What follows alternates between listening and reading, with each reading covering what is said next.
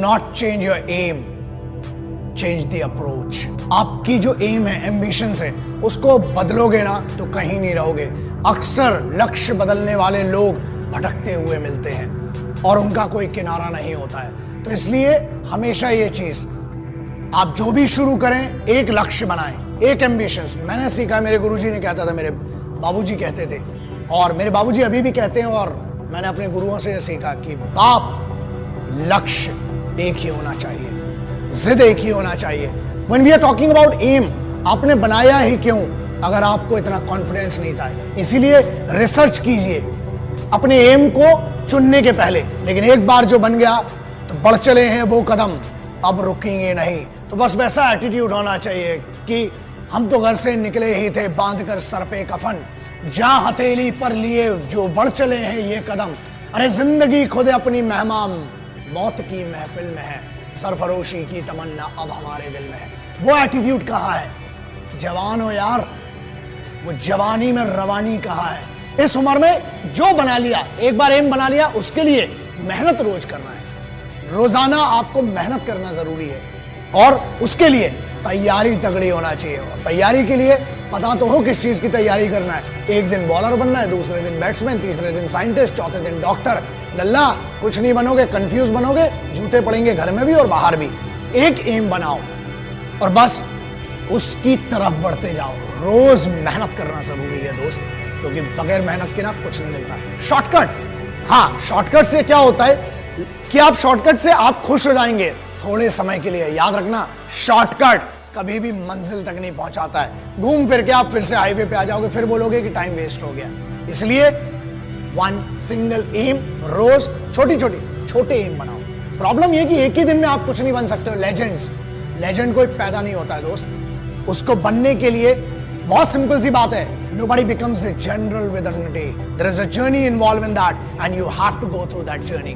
उस जर्नी की इज्जत होती है, तो अपनी खुद की इज्जत कीजिए, उस जर्नी की इज्जत कीजिए। और अगर सलाह चाहिए ना एम लेने के लिए, माँ बाप से बड़ा कोई नहीं, क्योंकि वो सिर्फ जिंदगी में ऐसे होते हैं जो आपसे बगैर स्वार्थ के जुड़े हुए हैं, जो आपसे कुछ नहीं चाहते हैं, सिर्फ ये चाहते हैं कि आप खुद की जिंदगी में बेहतर करें। उनके लिए कितना बेहतर करें, इससे उनको कुछ लेना देना नहीं। दूसरों से ज्यादा और दूसरों की बातों से ज्यादा, ये मेरी सलाह है। एक बड़ा भाई समझ ले, छोटा भाई समझ ले, जो भी समझ ले, अपने लक्ष्य पर खुद को भरोसा करना पड़ेगा। और अपनी खुद की कॉन्शियंस होती है, हमें उसको समझना पड़ेगा। आगे बढ़िए, दूसरों से ज्यादा खुद पर भरोसा करना पड़ेगा।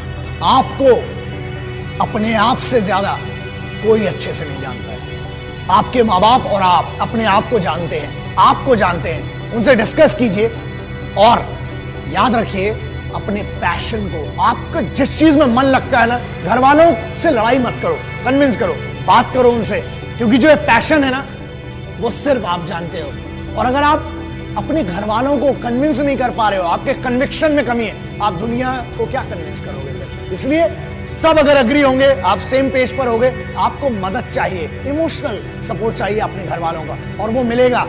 बस अपने पैशन को अपनी जिंदगी में बदलो। मुझे पता है इस चीज को, क्योंकि मैंने जितने लेजेंड से मिला हूं, सब में दो चीजें कॉमन थी। पहला, उन्हें हमेशा से वही बनना था आज वो जहां पर हैं, उनने अपने रूट्स नहीं बदले। दूसरा, उन सब में एक चीज बहुत कॉमन थी, वो सभी बहुत डिसिप्लिन लोग थे और रोजाना वो अपनी छोटी छोटी मेहनत करते थे उस लक्ष्य की तरफ बढ़ने के लिए। इसलिए ट्रेनिंग करना बहुत जरूरी है। और स्टे फोकस कैसे रहेंगे? सिंपल है, आंख बंद करके ध्यान करने से कुछ नहीं होता।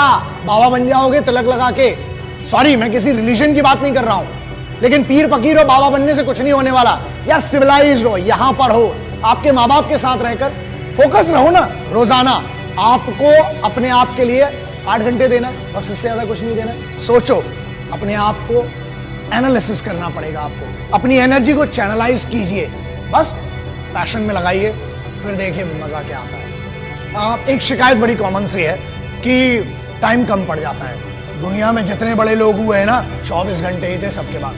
32 घंटे, 36 घंटे और 40 घंटे। 40 घंटे वाले आदमी से मैं तो मिला नहीं। तो ठीक है, आपको टाइम मैनेजमेंट करना पड़ेगा। ठीक है, आप जितने बजे उठते हैं वो आपकी इंडिविजुअल चॉइस है। आप रात को 2 बजे सोते हो, आप 2 बजे उठते हो, ठीक है, that is bad.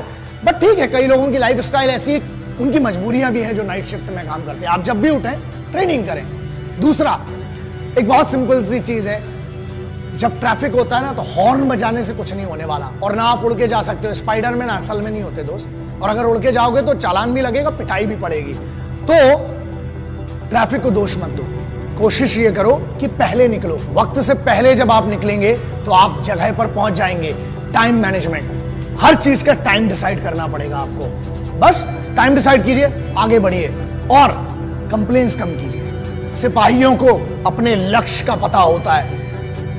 Being a simple son of this motherland, I have the responsibility to speak about our soldiers, जो सबसे ज्यादा मेहनत करते हैं। बहुत सिंपल है ना, एक टास्क दिया जाता है, चाहे वो बंकर बनाना हो, चाहे वो राशन लाना हो, चाहे घर बनाना हो, चाहे अपनी एक रेजिमेंट को मूव करना हो, चाहे जंग लड़ना हो। याद रखिए, वो कभी शिकायत नहीं करते हैं, बस वो काम करते हैं, मेहनत करते हैं, क्योंकि उनका लक्ष्य क्लियर है कि हमें ये करना है। छोटे छोटे लक्ष्य बनाइए और उन छोटे छोटे लक्ष्यों के लिए रोजाना छोटी छोटी मेहनत कीजिए। एम को सीधा रखिए और बेइज्जती होना बहुत जरूरी है। मैं हमेशा कहता हूं, जब बेइज्जती होती है ना तो अंदर एक आग जग जाती है, और उस आग की दम पे ही आप करते हो।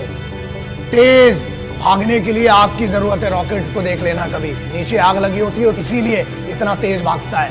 सो बेइज्जती, बस एक बात याद रखना, कभी ना कभी, कहीं ना कहीं आपको काम करना पड़ेगा अपने लिए, क्योंकि आपके माँ बाप की या आपके रिलेटिव्स ने कभी ना कभी, कहीं ना कहीं कुछ ऐसा कहा होगा जो बेइज्जत किया होगा। उस बेइज्जती को याद करना, वो पावर देती है।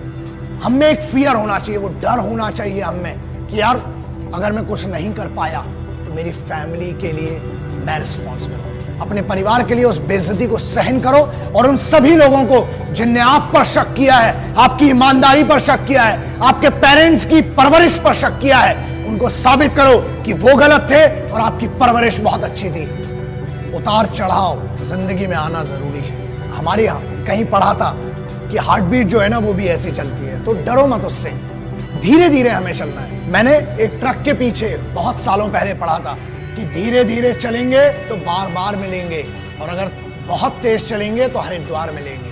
तो याद रखना, हमें धीरे धीरे चलना है, और पहले मंडे आता है, फिर ट्यूसडे आता है, फिर दिन चलते हैं। डायरेक्ट संडे नहीं आता। हल्की हवा चलती है, उससे नींद आ जाती है पंखे की हवा में, ठीक है, लेकिन बहुत तेज हवा चलती है ना तो तूफान में घर भी उड़ा ली जाती है। इसलिए छोटी छोटी मेहनत करेंगे, छोटे छोटे एम बनाएंगे। जब कंफ्यूजन हो, पेरेंट्स के पास जाओ। अरे हर दुनिया के हर शास्त्र में लिखा है, इवन कुरान शरीफ में, मैंने मेरे एक यार ने बताया था मुझे कि एक फर्जंद की औकात अपनी वालिदा के सामने, वालिदा के सामने एक घायल परिंदे की होती है। पैरों में जन्नत बताई गई है। हर धर्म कहता है कि अपने माँ बाप के पास जाके सरेंडर कर दो, कोई भी प्रॉब्लम हो। मैं अगर आज आपके सामने खड़ा हूं ना तो ये मेरे बाबूजी हैं, ये मेरी माँ है, सिर्फ उनके कारण ही खड़ा हूं, और उनकी वो परवरिश है, उनकी वो छोटी छोटी चीजें हैं, वो याद रखता हूं। कोशिश करता हूं कि मेरे उस एक्सपीरियंस से शायद आपका भला हो पाए। और मेरे पिताजी की एक बड़ी अच्छी चीज है जो सीखी थी कि बुरे वक्त में सिर्फ दो ही चीजें काम आती है।